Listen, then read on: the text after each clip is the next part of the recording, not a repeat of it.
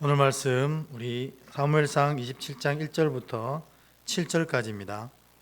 구약성경 456페이지 사무엘상 27장 1절부터 7절 저와 여러분이 한 절씩 교독하고 마지막 7절은 같이 읽겠습니다. 제가 먼저 읽습니다. 다윗이 그 마음에 생각하기를 내가 후일에는 사울의 손에 붙잡히리니 블레셋 사람의 땅으로 피하여 들어가는 것이 좋으리로다. 사울이 이스라엘 온 영토 내에서 다시 나를 찾다가 단념하리니 내가 그의 손에서 벗어나리라 하고,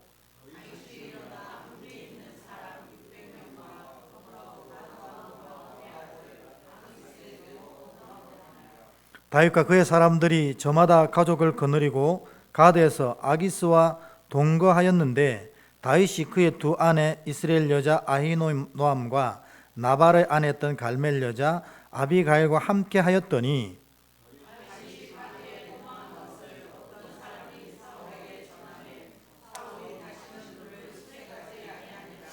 다윗이 아기스에게 이르되 바라건대 내가 당신에게 은혜를 입었다면 지방 성읍 가운데 한 곳을 내게 주어 내가 살게 하소서. 당신의 종이 어찌 당신과 함께 왕도에 살리까 하니,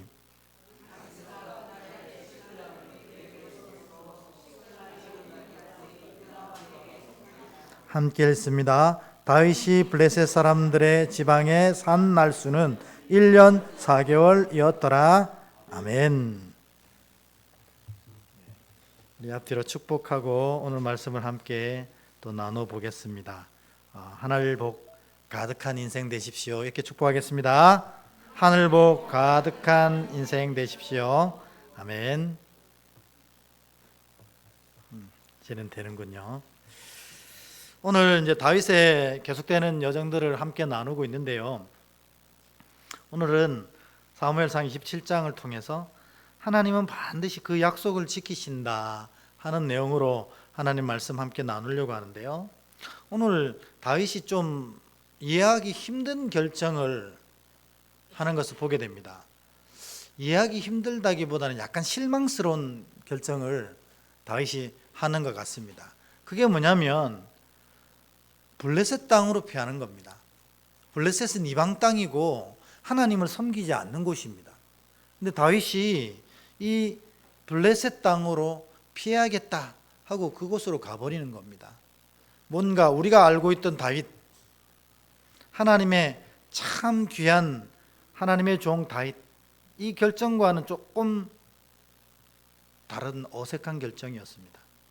그래서 왜 다윗이 이랬을까 보면 먼저는 이 사울이 너무 마음이 자주 변심하는 겁니다. 오늘은 다윗아 내 아들아 했다가 내일은 또 군대를 이끌고 와서 다윗을 죽이려고 하고, 오늘은 또 내가 너보다 못한 사람이다, 네가 이스라엘의 참된 왕이다 이래놓고 또 내일 또 다윗을 죽이려고 군대를 일으킵니다. 이런 게 한두 번이 아니니 다윗이 내심 좀 마음속에 트라우마가 있었던 것 같아요. 그러니까 늘 불안한 거예요. 언제 다윗이 칠지 모른다는. 그리고 또 자기만 있었으면 또 다행인데 식솔이 600명이나 되는 겁니다. 그래 내가 사울에게 공격당하면 이 많은 나만 믿고 쫓아다니는 이 식솔은 어떻게 할 건가 하는 마음으로 다윗이 결국 블레셋으로 피해야겠다 하는 결정을 하게 되는 것 같습니다. 어떻게 보면 충분히 인간적으로는 이해가 됩니다. 그럴 수 있잖아요. 그런데 이렇게 블레셋으로 간 것이 잘못된 것이 아니고 블레셋으로 가는 과정에서 다윗이 큰 실수를 저지르게 됩니다. 그게 뭐냐? 본문을 한번 읽어보겠습니다. 우리 같이 한번 1절 2절 다시 한번 읽어볼까요? 시작. 다윗이 그 마음에 생각하기를 내가 후일에는 사울의 손에 붙잡히리니 블레셋 사람의 땅에서 피하는 것이 들어가는 것이 좋으리로다. 사울이 이스라엘 온 영토 내에서 다시 나를 찾다가 단념하리니 내가 그의 손에서 벗어나리라 하고, 다윗이 일어나 함께 있는 사람 600명과 더불어 가드왕 마옥의 아들 아기스에게로 건너가니라. 아멘. 우리가 좀 전에 이유를 나눴던 것들이 다 나옵니다. 사울의 마음을 믿을 수가 없고 함께하는 자가 600명이나 되니까 이 걱정도 함께하는 겁니다. 차라리 블레셋 땅으로 가자. 이것까지는 좋았습니다. 근데 여기에 가장 큰 문제가 뭐냐면 이스라엘은 그 믿음의 중심에 가장 중요한 원칙이 하나 있었습니다. 그게 뭘까요? 무슨 일을 하든지 여호와께 먼저 여쭙는다는 것입니다. 그래서 전쟁이 나더라도 하나님, 우리가 이 싸움을 나가야 됩니까? 나가라. 나간 다음에 어떻게 싸워야 됩니까? 이래 싸워라. 아멘. 그렇게 하겠습니다 하면 그 전쟁 하나님이 행하시는 것을 우리가 보게 됩니다. 이게 이스라엘의 모든 믿음의 원칙이었습니다. 근데 하나님을 제대로 섬기지 않는 왕이 나오면 이 하나님께 묻는 행위를 하지 않고 마음대로 하는 것을 보게 되고, 결국 하나님께서 그를 버리시고 그 전쟁에서 패하게 하시고 이렇게 하는 것을 보게 된다는 것입니다. 그러므로 다윗이 오늘 이 본문에서 블레셋에 피한 것이 잘못된 것이라기보다는 이것을 하나님께 여쭙지 않고 다윗이 생각한 대로 행했다는 것입니다. 그래서 여러분, 믿음이란 계속 말씀드리지만 예수께서 우리 삶에, 우리 영혼에, 우리 인생의 왕이 되신다는 고백이에요. 그러면 우리가 어떤 일을 할 때 왕의 뜻을 제일 먼저 물어야 되잖아요. 우리가 하다못해 우리 김세기 장로님하고 같이 식사를 하러 가게 되면 제가 장로님은 뭐 드시고 싶으세요? 묻는 게 예의잖아요. 장로님, 제가 사주는 대로 드세요. 이게 예의입니까? 아니지 않습니까? 근데 하물며 왕을 모시고 살잖아요, 우리는. 근데 왕 모시고 사는데 내 생각대로 인생을 펼쳐간다는 것 자체가 문제가 있는 것입니다. 오늘 다윗이 블레셋으로 피한 것은 충분히 이해가 되지만 그 시작에 자기의 마음의 생각대로 했다는 것이 가장 큰 문제가 되는 것입니다. 여러분, 생각 없는 사람 어디 있습니까? 그러나 예수 믿는 사람들은 왕의 생각이 우선돼야 되는 거예요. 그게 믿음이거든요. 근데 다윗이 이렇게 한 것은 또 이해가 됩니다. 뭐냐면 얼마나 힘들겠어요. 그거를 계속 사울의 죽임을 피해서 도망 다녀야지, 나 혼자 먹기도 힘든데 600명이나 되는 식소를 거느려야지, 이 세상의 일에 신경을 쓰다 보니 다윗이 영적으로 침체될 수밖에 없었던 것입니다. 그러니 결정도 그렇게 어리석은 결정을 하게 되는 것입니다. 여러분, 그래서 영성이 중요합니다. 영성. NCD라고 자연적 교회 성장을 연구하는 학자들이 많습니다. 이 학자들이 지금 현재 교회가 굉장히 쪼그라들고 있는 이 시점에도 그럼에도 불구하고 성장하는 교회가 있다는 겁니다. 그럼에도 불구하고 놀라운 하나님의 은혜가 넘쳐나는 교회가 있더라는 거예요. 그래서 이런 어려운 시대 속에서, 교회가 날마다 쪼그라들고 있는 이 시대 속에서도 성장하는 교회가 왜 성장하는지를 조사했더니 3가지가 나왔다는 겁니다. 그 이유가. 첫 번째 뭐냐? 그런 교회는 영성이 살아있더라는 겁니다. 영성. 그러니까 시대가 아무리 지나고 1000년이 2번 아니라 20번이 지나도 영성이 살아있는 교회는 하나님께서 복 주셔서 성장하더라는 겁니다. 이 영성이 뭡니까? 영성이란 나와 하나님과의 관계성을 말합니다. 그러니까 영성이 깊은 사람은 뭐 할렐루야 목소리 이상하게 내고 뭐 기도도 이상하게 하는 게 영성이 아니에요. 나와 하나님과의 관계가 깊어져 있는 것이 영성이라는 겁니다. 여러분, 그런 의미로 따진다면 관계성이 제일 깊은 사람은 역시 부부 아닙니까? 그렇게 생각 안 하는 분 있으시면 곤란합니다. 부부가 제일 관계성이 좋아요. 그러면 부부가 서로 진짜로 사랑하게 되면 멀리 떨어져 있어도 오직 안전하 서나 당신 생각하게 돼 있잖아요. 그래가지고 아내가 멀리 여행 가서 집에 전화합니다. 저녁 드셨어요? 아이고 왜 굶어요? 냉장고에 다 준비해놨는데 빨리 가서 드세요. 막 그렇게 하잖아요. 저도 요즘에 좀 이제 두통을 계속 알아가지고 잔소리 많이 듣습니다. 사모님한테. 스트레칭 했느냐, 약 먹었느냐, 왜 그렇게 말을 안 듣느냐 계속 얘기하거든요. 그래서 제가 그 얘기 듣고 좀 귀찮지만 속으로 그렇게 생각합니다. 아, 이 사람이 나를 그래도 아껴주는구나. 관계성이 돼 있다는 겁니다. 영성은 사람과 사람 사이 관계가 아니고 하나님과 나의 관계를 말하는 겁니다. 그러니까 내가 어느 구석에 있든지 내 마음과 생각은 어디로 향해 있는 거예요?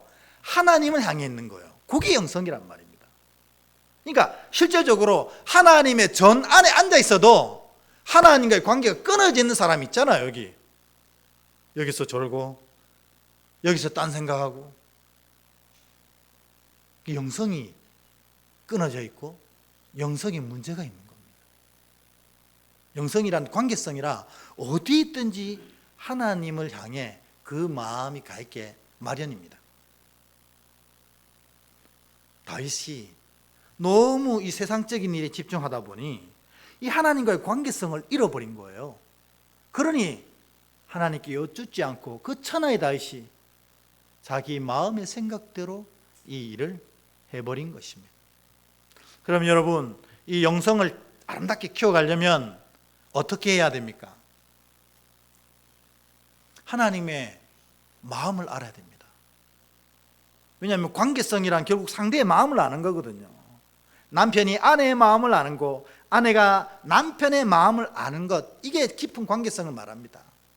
마찬가지로 하나님과 우리의 관계성이 깊어진다는 것은 하나님은 우리 마음을 너무 잘 아시잖아요. 우리의 머리털도 다 세신바 되신다는데 하나님은 우리 너무 잘 아시는데 우리가 정작 하나님의 마음을 잘 모른다는 겁니다. 하나님의 마음을 잘 알게 되면 영성이 깊어지고, 그러면 어디에 있든지 그 마음이 하나님을 향하게 되고 어디에 있든지 하나님이 그를 지키시는 은혜가 나타나게 되는 겁니다. 그럼 하나님 마음을 잘 알려고 하면 어떻게 됩니까?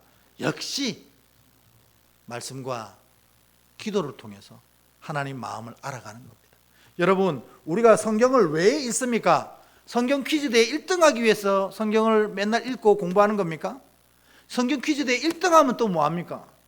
성경 퀴즈대회 1등했다고 천국 갈 수만 있다면 달달달 밤새도록 외우지요. 이거 통해서 우리를 향한 하나님의 마음을 알려고 하는 것입니다. 오늘 오전 예배 사도행전을 통해서, 오늘 오후 예배 이 사무엘상 27장을 통해서 우리를 향한 하나님의 마음이 그것이구나, 이거 안다면 하나님과의 영성, 관계성이 깊어져 가고 있는 겁니다. 여러분, 우리가 기도할 때에 뭐 달라는 기도 많이 할 수 있어요. 그게 나쁘지 않습니다. 도대체 하나님께 달라고 안 하면 누구한테 달라 할 거예요? 그러나 진짜 중요한 기도는 뭐냐? 하나님의 마음을 알게 해달라는 기도가 제일 중요합니다. 하나님, 내가 이번에 이 일을 하려고 하는데 하나님의 마음은 어떻습니까? 하나님, 내가 이거 얻고 싶은데 하나님의 마음은 어떻습니까? 이게 진짜 기도란 말입니다. 그래서 여러분, 말씀과 기도를 행하실 때에 진짜 중요한 것, 하나님 마음을 알게 하옵소서. 그럴 때 영성과 하나님의 관계성이 매우 깊어지게 되어서 어리석은 실수를 하지 않게 되는 것입니다. 어쨌든 이 다윗이 영성이 바닥을 치다 보니 하나님께 여쭙지 않고 자기 마음대로 그냥 결정을 해버렸어요. 그러면 우리의 예상으로는 하나님이 다윗을 혼내셔야 되는 거예요, 말아야 되는 거예요? 보통 이거 다윗이 혼나겠구나 이렇게 했는데 오늘 본문을 보면 혼 안 나요. 4절에 보면 오히려 효과가 있는 겁니다. 아니, 이게 뭐지? 그 이유를 오늘 아는 게 오후 예배의 핵심입니다. 4절 한번 읽어보겠습니다. 시작. 다윗이 가드에 도망한 것은 어떤 사람이 사울에게 전하매 사울이 다시는 그를 수색하지 아니하니라. 아멘. 여러분, 효과가 있었던 거예요. 와, 하나님께 여쭙지 않고 내 마음대로 결정했는데 잘 되네. 그게 저주입니다. 믿음 없이 행했는데도 일이 잘 되면 그만큼 큰 저주가 어디 있습니까? 하나님은 자녀들을 징계하시는 분이라고 했어요. 징계가 없으면 사생자라고 했거든요. 근데 징계하시지 않는다면 이게 문제가 있는 겁니다. 근데 오늘 다윗이 마음대로 했는데도 하나님이 그 길을 열어주시는 이유는 조금 다른 이유가 있습니다. 징계와는 조금 다른 의미가 있습니다. 그래서 그거를 좀 알아보려고 합니다. 사실 여러분, 다윗이 블레셋으로 간 거는 이번이 처음이 아니잖아요. 예전에 한번 사무엘상 21장에 한번 갔어요. 그때는 식솔이 없었어요. 자기 혼자서.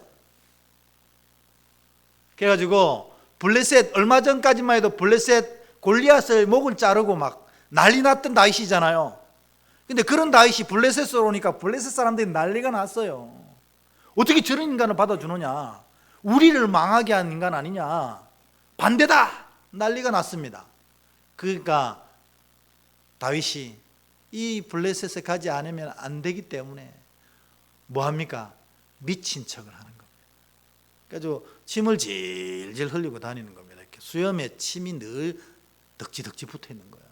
그러니까 블레셋 사람들이 다윗이 안 된다 하다가 다윗 꼬라지를 보니까 이런 표현 해도 되는지 모르겠습니다.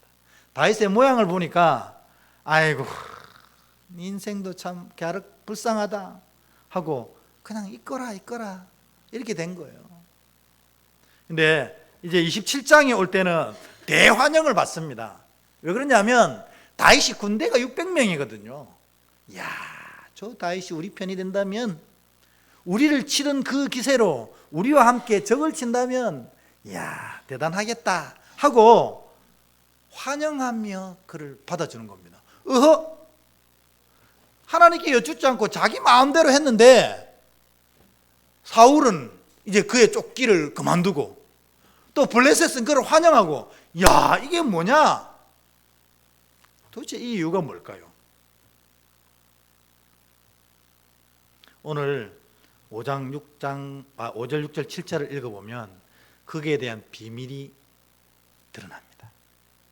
5절, 6절, 7절 같이 한번 읽어보겠습니다. 시작. 다윗이 아기스에게 이르되 바라건대 내가 당신께 은혜를 입었다면 지방 성읍 가운데 한 곳을 내게 주어 내가 살게 하소서. 당신의 종이 어찌 당신과 함께 왕도에 살리까니. 아기스가 그날에 시글락을 그에게 주었으므로 시글락이 오늘까지 유대 왕에게 속하니라. 다윗이 블레셋 사람들이 지방에 산 날수는 1년 4개월이었더라. 아멘. 여러분 혹시 이 본문을 읽고 이것 때문에 하나님이 자기 마음대로 결정한 다윗을 지키셨구나 하는 거 혹시 눈에 띄는 게 있으세요? 네, 6절에 시글락입니다. 시글락. 시글락이 뭔데요? 여호수아 15장에 보면 하나님께서 유다 지파에게 허락하신 땅이 나옵니다. 그 중에 시글락이 있습니다. 근데 유다 지파가 그 땅을 점령하지 못해요. 하나님은 약속하셨는데 유다 지파는 그 땅 시글락을 점령하지 못했습니다. 근데 오늘 다윗이 이 땅에 옵니다. 다윗이 무슨 지파입니까? 유다 지파입니다. 그래서 하나님이 약속하신 것을 기억하시고 그 약속을 이루시기 위해서 자기 마음대로 온 다윗의 그 여정을 지키시고 예전에 그 여호수아 15장에 약속하셨던 그 땅 시글락을 주시기 위해서 다윗을 이와 같이 지키시는 겁니다. 여러분 놀랍지 않습니까? 하나님, 그분의 약속은 정말 변치 않으신다는 것입니다. 우리가 예수 믿었던 것도 하나님의 그 약속 때문입니다. 우리를 구원하시겠다 하는 약속 때문에 우리 같은 사람도 어떤 방식을 통해서, 어떤 사람을 통해서 예수를 알고 믿고 이 자리에 앉게 된 것입니다. 그러니까 오늘 다윗은 어리석은 결정으로 자기 마음대로 쭉 갔지만 하나님이 그 과정 가운데서 하나님의 약속을 기억하시고 유다 지파에게 했던 약속을 다윗을 통해서 완성하시려고 오늘 그의 인생을 지키시고 인도하신다 하는 것입니다. 그래서 이 다윗이 시글락을 얻게 되고 여호수아 15장에 있던 그 약속을 이루게 되는 겁니다. 하나님께 묻지 않고 행동한 다윗에게 복을 주신 이유가 바로 여기에 있는 것입니다. 그래서 제가 찾았습니다. 여호수아 15장 31절에 시글락을 유다 지파에게 준다는 약속이 진짜 있는지 없는지. 31절에 보면 시글락과 만만나와 산산나와 등등등을 유다 지파에게 준다고 하셨어요. 근데 이 시글락을 유다가 얻지 못한 거예요. 그러니 오늘 하나님이 그 약속을 이루어 가시는 것입니다. 여러분, 우리는 정말 망각의 동물입니다. 오늘 하나님께 약속하고 내일은 잊어버리는 게 우리입니다. 근데 여러분 절대 잊지 말고 기억하셔야 될 게 있습니다. 하나님은 그 약속을 결단코 잊지 아니하신다는 것입니다. 그리고 그 약속을 반드시 오늘 여호수아부터 다윗 세대까지 얼마나 많은 시간이 흘렀습니까? 근데도 그 약속을 잊지 아니하시고 오늘 이루시는 것입니다. 오늘 다윗이 잘된 거는 오늘 다윗은 다 실수투성이었지만 하나님을 향한 약속, 유다 지파를 향한 그 약속 때문에 오늘 다윗을 하나님이 지키시고 인도하셨다 하는 것입니다. 그러면 여기서 여러분에게 꼭 질문해야 되지 않습니까? 여러분 하나님의 약속이 있으십니까? 저도 저한테 물었습니다. 너 하나님 약속 있니? 약속요? 근데 그게 떠올랐습니다. 자세한 얘기는 못하겠지만 어쨌든 저는 6살의 죽음의 위기 속에서 천국 입구에서 예수님 만났습니다. 그리고 예수님이 저한테 한마디 하시고 돌려보내셨어요. 그래서 제가 살아났다고 그러는데 그때 뭐라고 얘기하셨냐면 아직 할 일이 있다는 겁니다. 그거 다 하고 오느라 이렇게 하고 저를 돌려보내셔요. 그래서 저는 그게 저의 약속입니다. 그래서 늘 하나님께 여쭙습니다. 하나님, 저를 다시 살려주셨는데 할 일이 아직 남았다고 그거 하고 오라고 하셨는데 그게 뭔가요? 그게 뭔가요? 그러니까 그 이후에도 제가 죽음의 위기를 꽤 많이 겪었거든요. 근데 제가 늘 느낀 게 이거 약속을 완성하기 전에는 죽을 수도 없구나 그런 생각을 했습니다. 그 약속 무엇인지 온전히 알게 하시고 그 약속을 완성한 후에야 저는 주님께 돌아갈 수가 있습니다. 그게 저의 약속입니다. 그래서 하나님은 그 입구에서 하신 약속을 잊지 아니하시고 끝까지 제 삶을 이끌어가고 계십니다. 근데 아직까지는 그게 정확하게 뭔지 모르겠어요. 나같이 부족하고 모자란 종을 하나님 어디다 쓰시려고 다시 살리신지도 잘 모르겠고 또 이 세상에 살아가는데 어떤 일을 하고 돌아가야 될지도 잘 모르겠어요. 그게 은혜교회 사역일 수도 있습니다. 이 교회 사역하라고 하나님께서 나를 다시 살리신 줄도 있고요. 아닐 수도 있습니다. 아직 잘 모르겠습니다. 그러나 제게 분명한 것은 제가 이 땅에서 내가 해야 될 일이 있기에 주님이 다시 돌려보냈다.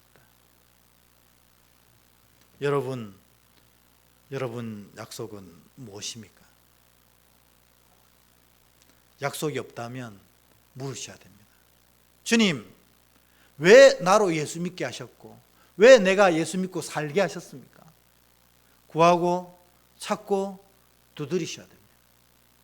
그래서 그것을 듣는 자가 그것을 이루게 하시는 것입니다. 마지막 이 말씀으로 오늘 오후 예배 말씀을 마치도록 하겠습니다. 그래서 약속이 있는 백성은 결코 망하지 않는 것입니다. 이스라엘은 돌 위에 돌 하나 없이 예루살렘 성전이 다 무너지고